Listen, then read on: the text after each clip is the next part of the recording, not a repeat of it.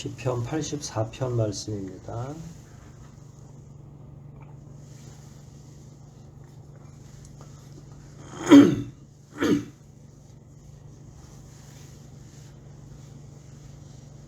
시편 84편 말씀 우리 한 구절씩 번갈아 가면서 읽고 마지막 12절 같이 읽습니다.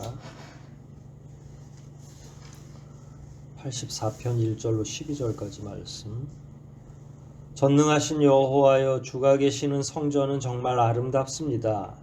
내가 여호와의 성전에 들어가기를 사모하며 내 마음과 육체가 살아계신 하나님께 기쁨으로 노래합니다.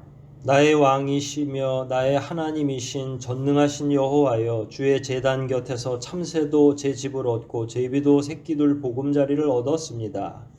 주의 성전을 항상 그의 찬송하는 자는 있는 자입니다. 주께 힘을 얻고 그 마음이 시온으로 가는 것을 사모하는 자는 복이 있습니다.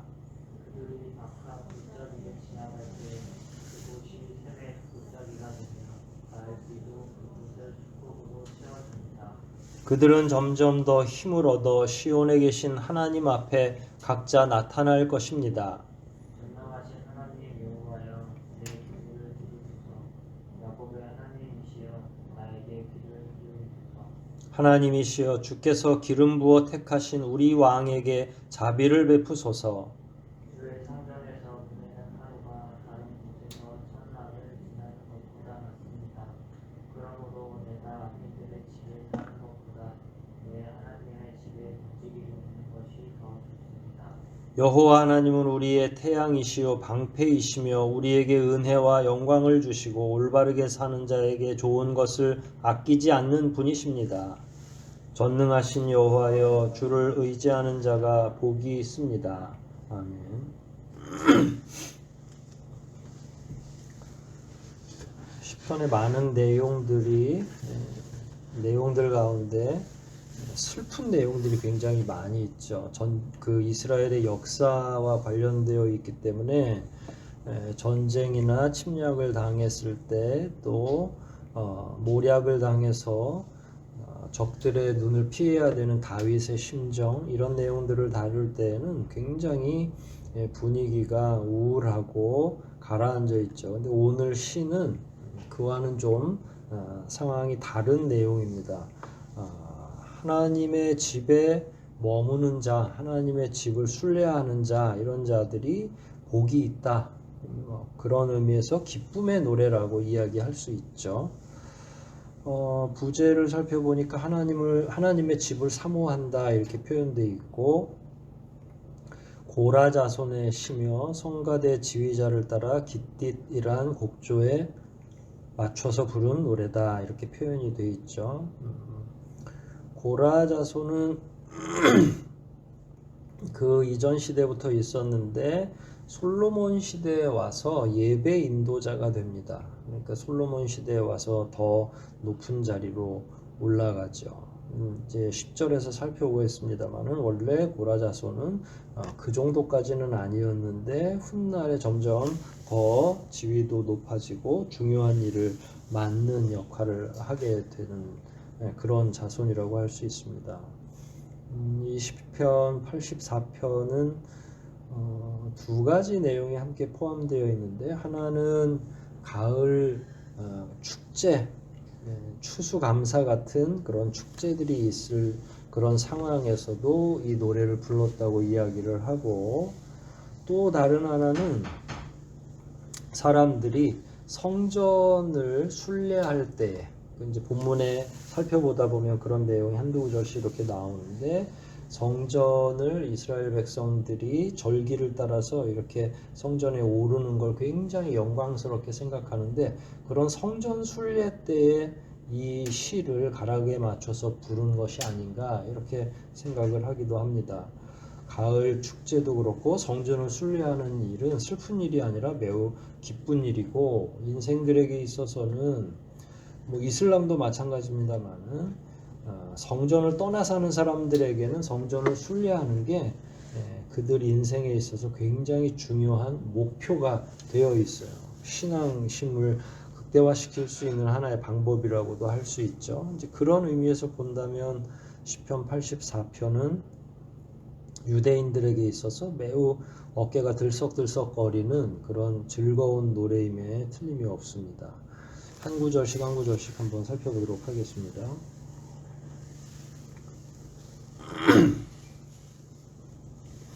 1절 보면 전능하신 여호와의 주가 계시는 성전은 정말 아름답습니다.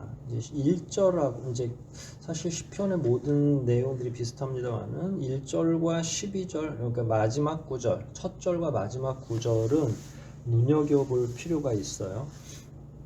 항상 중요한 주제들을 다루고 있죠. 1절이 더 중요한 주제가 있죠. 주가 계시는 성전은 정말 아름답습니다. 근데 성전이 아름답다는 건 건축물로서의 기능을 의미하는 건 아니죠.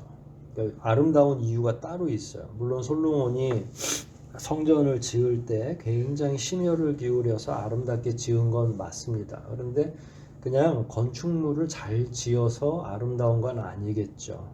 본문에 이미 그 이유가 나와 있는데 하나님이 계시기 때문에 아름다운 거예요. 왜냐하면 하나님은 모든 피조물들을 다 품에 안으시고 하나님의 그 풍성함으로 채워주시는 그런 분이시기 때문에 하나님에게 어떻게 해서든지 이렇게 기대 있는 그런 사람들, 그런 피조물들이 평안을 누리고 인생들은 아까 처음에 말씀드린 것처럼 이 내용 자체가 가을 축제 때 부를 수 있는 추수를 감사하는 그 즈음에 부를 수 있는 시라고 했으니까 하나님이 인생들에게 많은 열매를 거두게 하시니 얼마나 복되고 즐겁겠습니까? 그런데 그 하나님이 그런 하나님이 계시기 때문에 성전도 갈만한 곳이고 복된 곳이라는 이야기예요. 만약에 하나님이 안 계시다면 그건 뭐 건축물로 그냥 썰렁한 공간이 되겠죠. 이건 이 시대에도 마찬가지죠.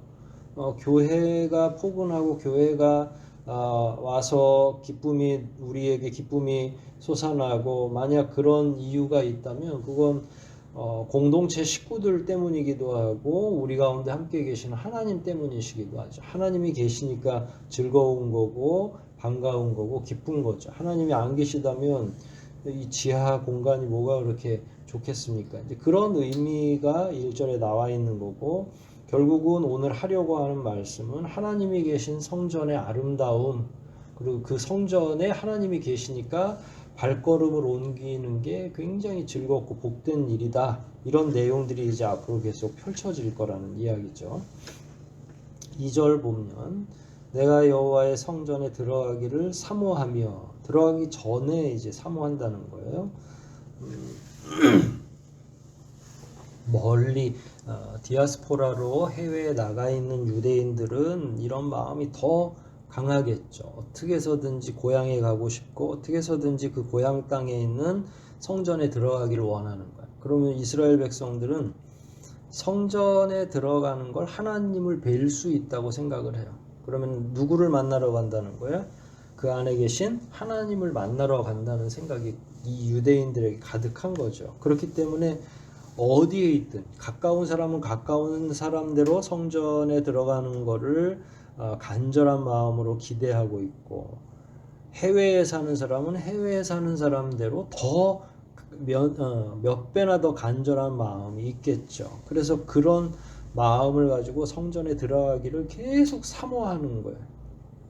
그리고 나서 뒤에 내 마음과 육체가 살아계신 하나님께 기쁨으로 노래합니다. 그러니까 즐거움이 이제 찬양으로 변해서 그냥 생각만 해도 콧노래가 나오는 너무 즐겁고 복되고 하니까 하나님이 계시는 성전으로 간다는 그 생각에 하나님이 살아계신 것 그리고 하나님의 살아계심을 자기들이 성전에 들어가서 체험할 수 있다는 것에 대해서 기쁨으로 노래할 수밖에 없는 거죠.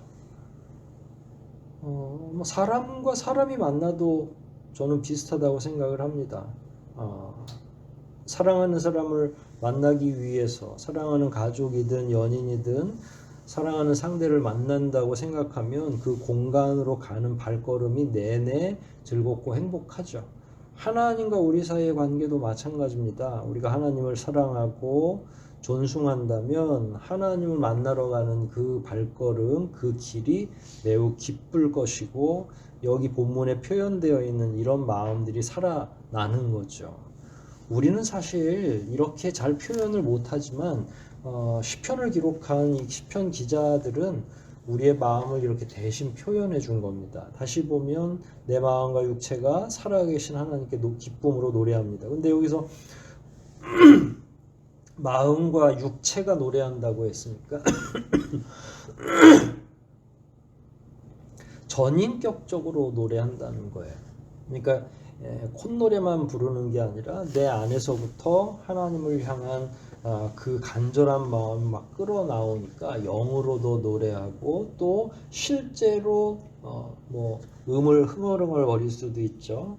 또 입술로 하나님을 경배할 수도 있죠. 이런 내용들이 그냥 온 몸이 다 반응을 하면서 하나님을 찬양하고 있다는 거예요. 얼마나 간절한 마음이 있으면 그러느냐 하는 거예요.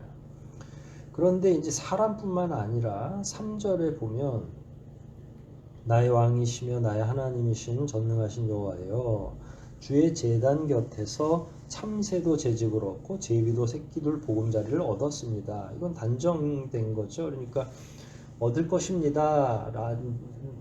뭐 이렇게 미래를 향한 추측이 아니라 이미 얻었다는 거예요. 사실 이렇게 철새가 됐든 텃새가 됐든 하나님의 성전에 둥지를 틀고 있다는 건 어떻게 보면 성전을 청결히 해야 되는 면에서는 굉장히 불결하게 생각할 수도 있죠.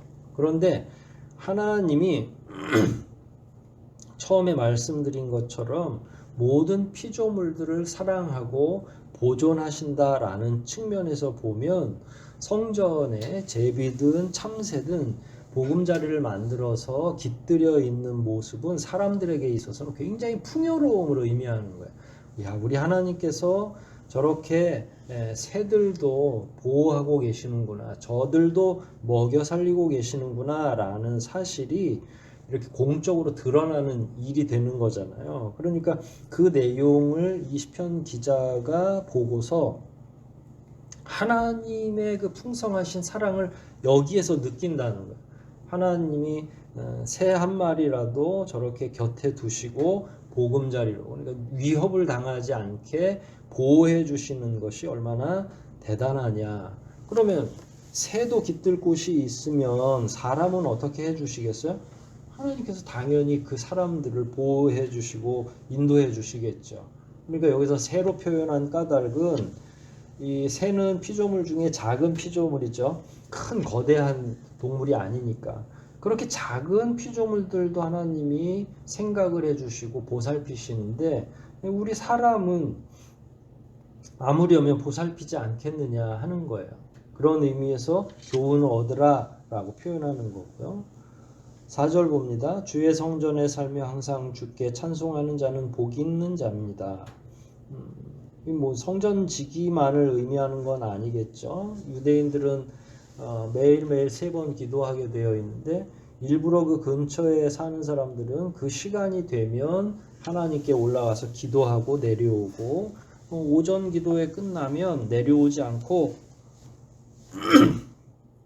계속 성전에 남아 있으면서 하나님께 기도할 수도 있겠죠. 그러니까 성전이 뭐 먹고 자는 데는 아니지만 거기에 표현되어 있는 것처럼 그걸 산다고 표현한 거예요. 성전을 잇대어 성전으로부터 흘러내려오는 은혜를 먹으며 사는 것, 그런 생활, 이런 것들을 전체로 보면 주의 성전에 산다 이렇게 표현해 놓은 거거든요. 그러니까 하나님으로부터 흘러내리는 은혜를 받아먹고 사는 사람은 주께 찬송하는 자라고 표현되어 있는데 그런 자는 복이 있는 자입니다. 그러니까 이제 3절과 4절을 종합하면 모든 피조물들이 하나님으로부터 흘러내려오는 그 은혜의 생수를 받아 마실 수 있는 거예요. 작은 피조물이든 사람처럼 영을 가지고 있는 존재든 할 것 없이 모두가 하나님으로부터 흘러내려오는 은혜의 생수를 받아 마시고 있다. 그런 상황이 복이 있는 상황이다 라고 표현한 겁니다.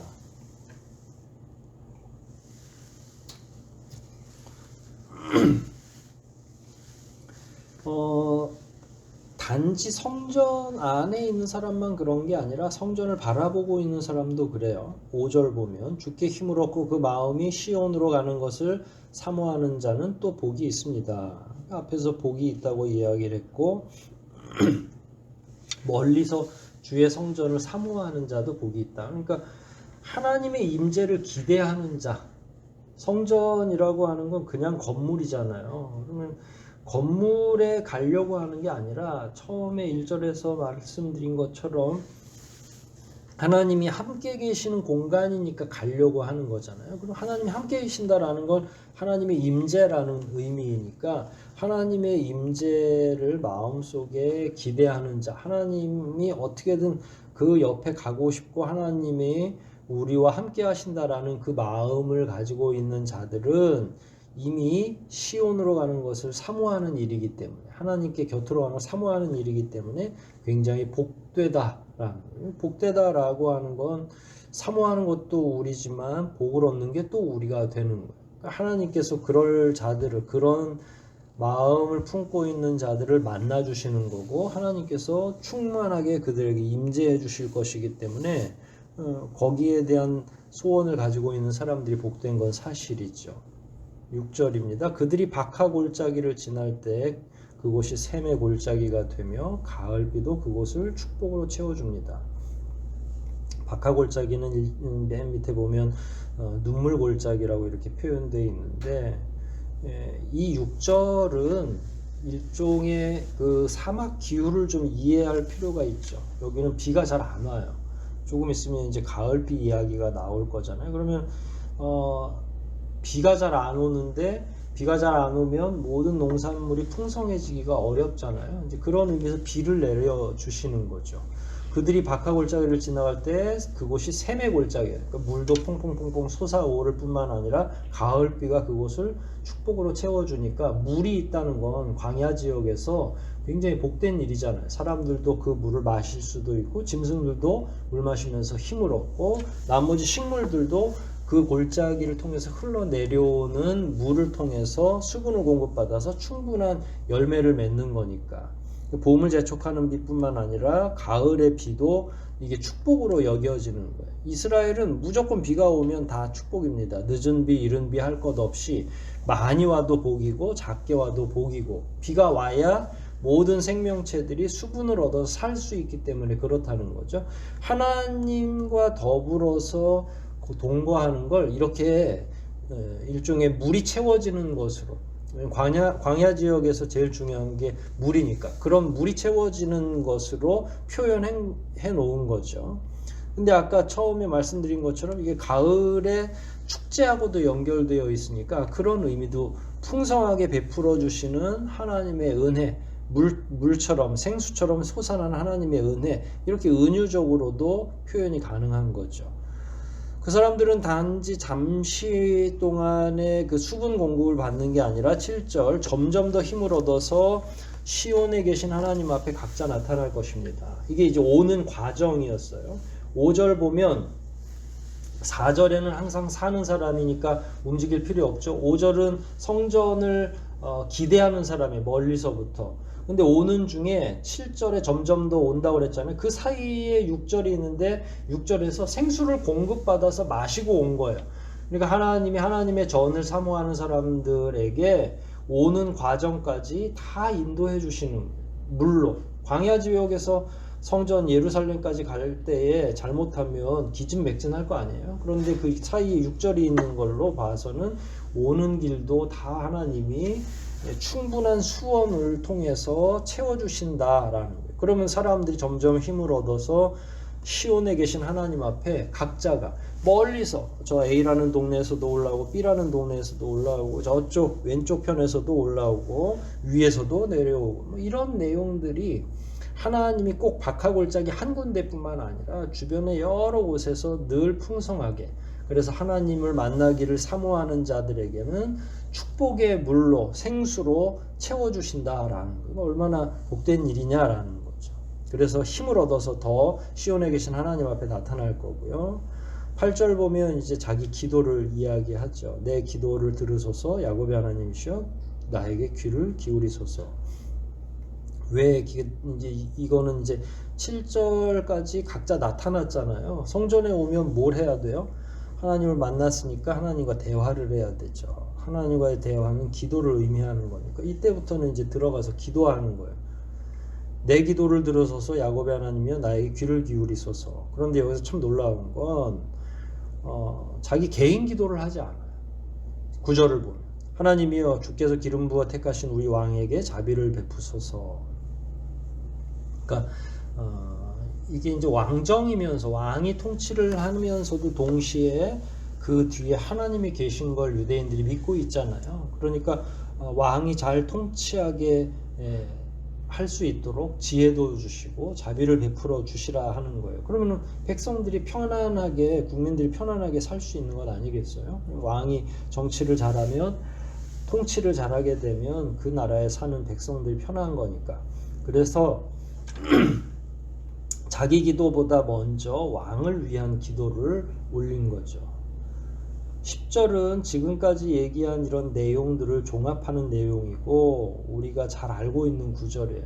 하나님의 집에 거하는 것이 다른 곳에서 악한 곳에서 지내는 것보다 낫다. 그런데 하루가 다른 곳에서 지내는 천날보다 낫다. 천배나 더 많다는 거예요. 그런데 여기서 내가 악인의 집에 사는 것보다 하나님의 집에 문지기로 있는 것이 더 좋다 그러는데 여기 악인의 집은 그냥 단순히 악한 자 뭐 이렇게 아니라 세상적인 권력을 가지고 있고 돈은 또 엄청나게 많고 이런 집은 종들도 편안하게 먹고 살 수 있는 곳이에요. 그러면은 그런 집에서 악인들의 집에서 이렇게 빌붙어 사는 것보다는 차라리 내가 천대받더라도 내 직급이 낮아진다 할지라도 여기 문지기로 있는 게 더 좋다고 그랬잖아요. 문지기는 그렇게 막 환영받을 정도의 직급은 아니죠. 더 높은 직급이 많으니까. 그럼에도 불구하고 다른 지역에서 호의호식하고 잘 먹고 잘 사는 것보다는 나는 대접받지 못해도 하나님 집에 문지기로 있는 게 훨씬 좋겠습니다 라는 이 노래예요. 그런데 이 말은 약간 이중적인 언어가 있는데 고라 자손이 솔로몬 시대 예배 인도자가 됐다고 그랬잖아요. 근데 예전에는 원래 뭘 했냐면 성소에 문지기를 했던 거예요. 고라 자손들이 처음에. 그러니까 이게 원래의 자기들의 정체성에 해당되는 거죠. 이게 그냥 시가 쑥 그냥 나온 게 아니라 자기들은 영원히 평생토록 하나님 집에 문지기로 있어도 상관없습니다. 왜냐면 우리는 이게 너무 행복하기 때문에. 그걸 3절과 4절에서는 참새와 제비에 비유한 것, 본인들을 거기다가 은유적으로 표현한 거거든요. 우리도 성전에 깃대어 있습니다. 그 다음에 자기 스스로를 얘기하기 어려우니까 4절에 주의 성전에 살며 주께 항상 찬송하는 자는 복이 있나이다 했는데 이때는 꼭 남 같았잖아요. 근데 이게 사실은 고라 자손 스스로를 얘기하는 거였던 거예요. 그러니까 이미 이런 경험이 있으니까 나는 하나님 집이 너무 좋아. 성전에서 사람들과 이야기하고 대화하고 기도하고 또 하나님과 더불어서 하나님의 임재를 체험하고 이런 과정이 너무 좋다는 걸 아니까 나는 저 세상에서 아무리 좋은 집에서 살라고 해도 거기서 1000년을 산다고 해도 나는 그냥 하루를 살더라도 하나님 집에서 살고 싶어 라는 굉장히 극단적인 그 표현이 이 안에 포함되어 있는 거죠. 그러니까 그만큼 하나님의 집이 좋다는 거예요. 우리가 하나님의 집뿐만 아니라 하나님과 함께하고 있는 것이 얼마나 좋은지를 표현하라고 하면 이렇게 표현을 해야 되는데 이런 표현이 잘 안 되죠.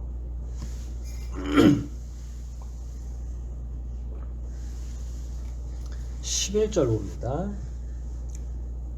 여호와 하나님 우리의 태양이시요 방패이시요 우리에게 은혜와 영광을 주시고 올바르게 사는 자에게 좋은 것을 아끼지 않는 분입니다. 이거는 다 경험에서 나온 거죠. 고라 자손, 자기네 대대손손 예전 조상 때부터 여호와의 집에 문지기로 있었을 때부터 지금까지.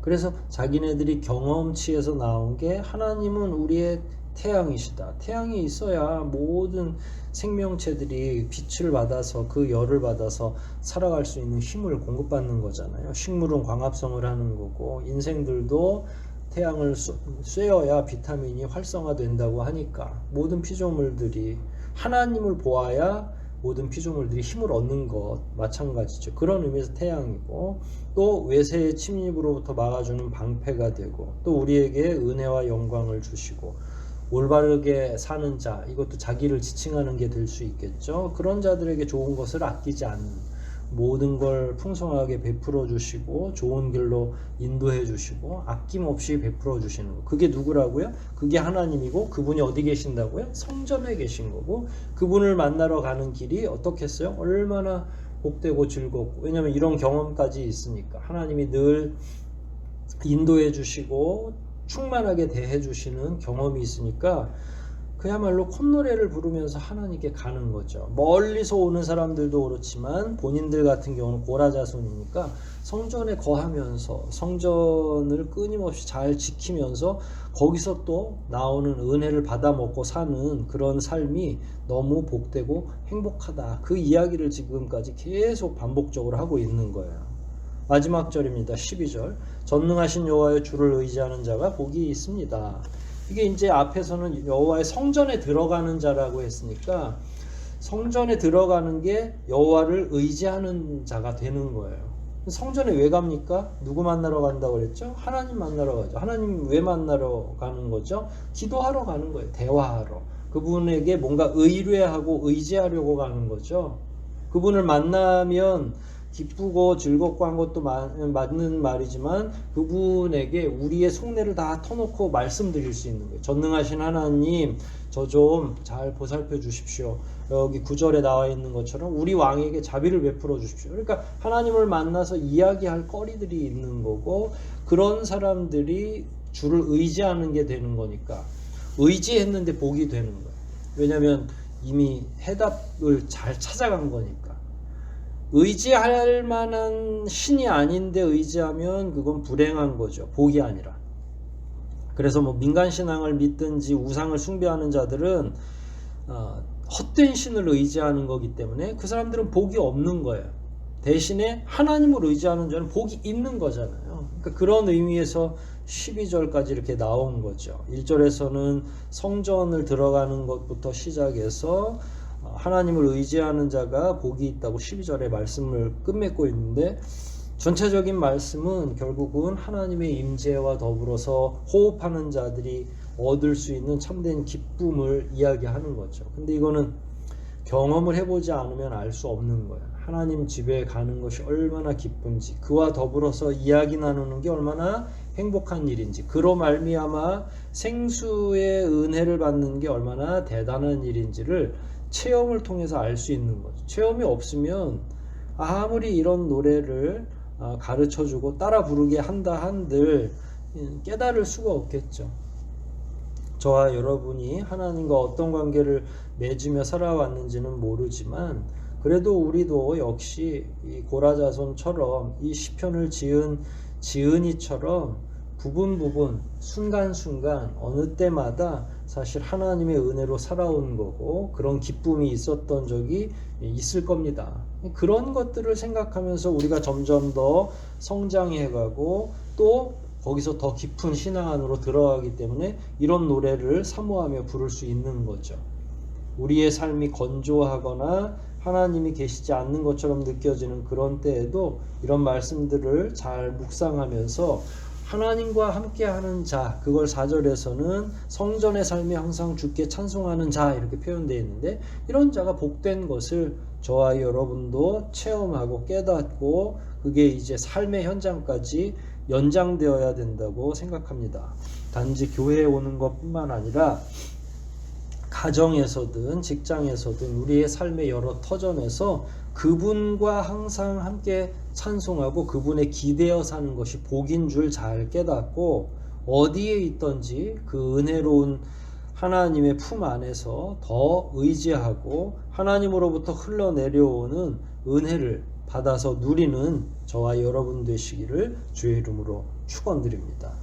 우리 말씀 생각하면서 한번 기도하시겠습니다. 고라 자손이 하나님의 성전을 지키기도 하고 예배를 인도하는 자로서 하나님과 함께 동거하는 자가 얼마나 기쁨이 있는지를 노래했습니다. 우리 역시 하나님의 임재를 체험하는 이 시대의 성도가 되게 해달라고, 항상 우리 발걸음마다 하나님께서 우리와 함께 해주시고 우리는 또한 하나님께서 베푸시는 지혜로 이 험한 세상 살아갈 때 실족하지 않고 더욱 든든히 서서 가게, 힘을 얻어서 가게, 하나님이 생수를 공급해 주신 것처럼 하나님의 임재를 사모하며 걸어갈 때 지치지 않고 걸어갈 수 있게 해달라고 통성으로 함께 기도하시겠습니다.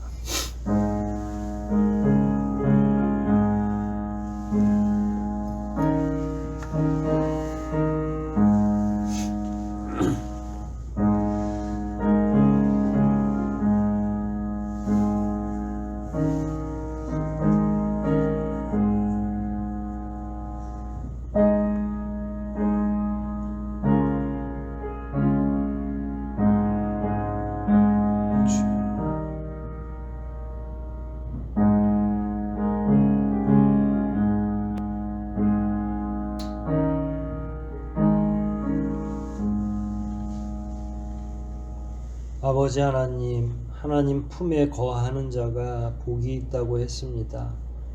우리도 여전히 하나님의 임재를 기대하며 하나님과 더불어 사는 것이 복된 일임을 잘 깨달아 알게 도와주시고 우리 삶 속에서 한순간도 내버려 두지 마시고 항상 임재해 주시고 동행해 주시기를 원합니다.